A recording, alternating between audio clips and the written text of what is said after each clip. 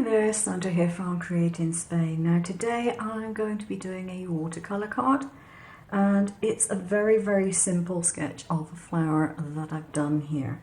It's just a basic outline and I want soft. I don't want high definition, I just want soft and blended colours.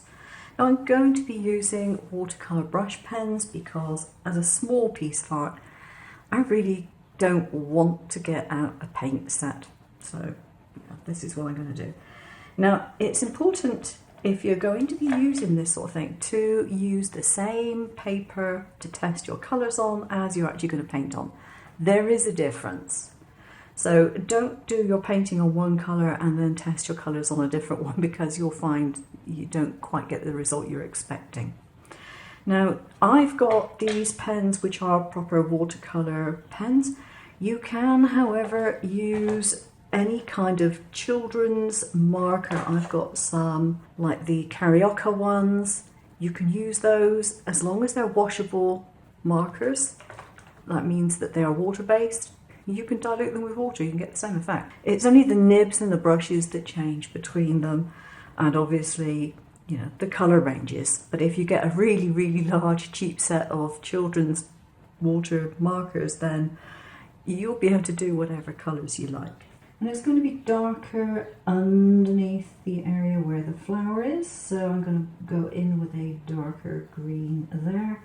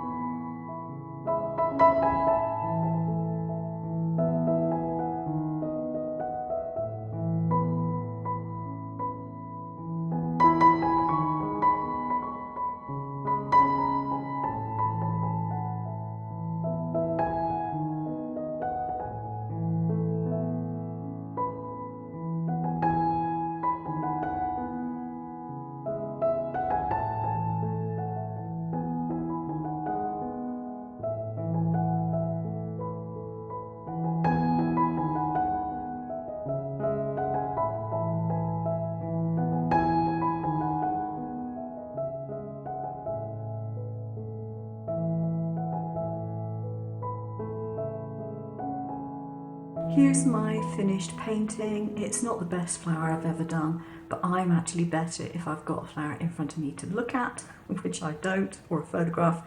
which again I don't. This is just sort of done out of my head. That's the front panel of my card basically done. I have chosen a pale yellow, creamy yellow card base. So what I'm going to do is to put the frame on first, and it's only got a very, very small border. And then I will mount this onto foam and put it in the centre. And now I might be making the biggest mistake ever, but I wanted to give this a go and see if it's going to work. We shall see. So this obviously is supposed to go in there.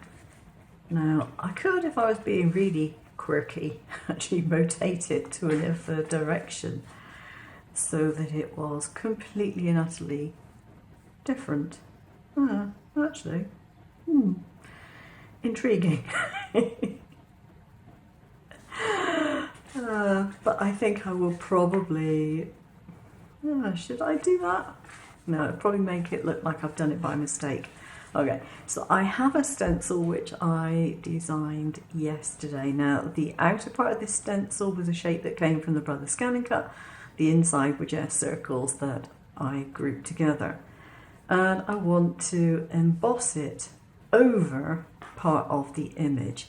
This might actually completely ruin it, or it could just add a little interest. I'm not sure which it's going to do, so let's try it and see. So this is what I've done.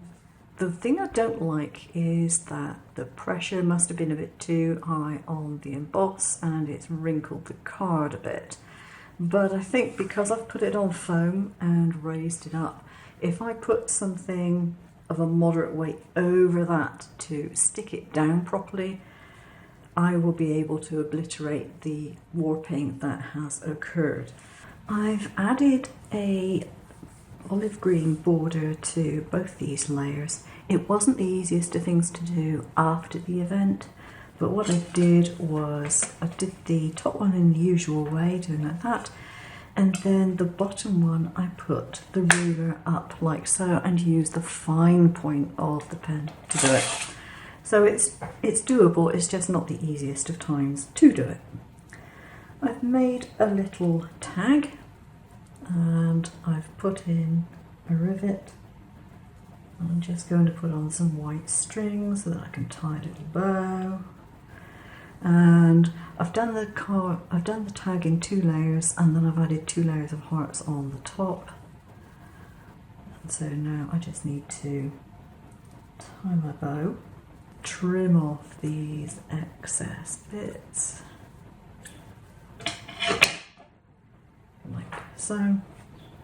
And I think I will put it on there. I think that's the logical place for it, actually on the stem. Yeah, that's better.